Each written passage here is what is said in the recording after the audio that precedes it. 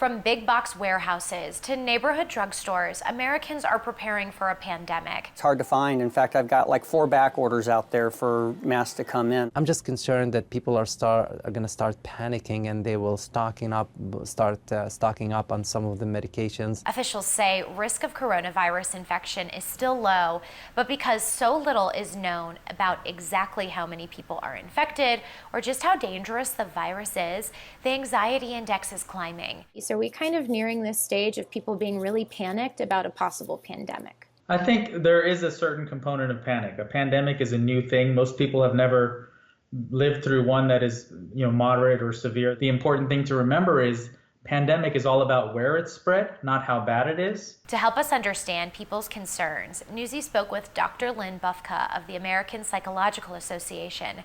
She says the biggest factor is coronavirus's novelty. We don't see information about the flu in the news all the time, so we're being reminded there's this potential threat out there. Medical research shows novel threats raise anxiety levels higher than more familiar ones in a part of the brain called the amygdala. That's the section of the brain believed to detect and process fear. And the studies show an increased response when participants look at pictures of potentially threatening things, like unfamiliar flowers or snakes.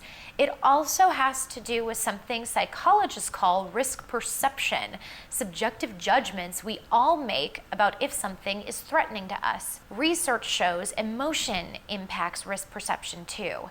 Negative emotions like anger and fear can make you perceive higher risk.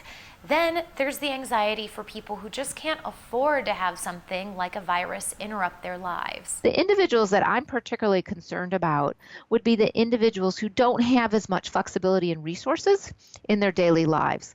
So for somebody who can telework, being in a lockdown quarantine situation might feel somewhat annoying, but for individuals who to earn money have to physically be in the location where they work, that's going to be more stressful. Mental health experts say there are 2 things Americans can do right now to cut down on coronavirus-related anxiety. First, mentally prepare for what disruptions in your daily life would mean for you, like being homesick for a week or even having to stay at home for a while if city lockdowns, like we've seen in other places, would happen here.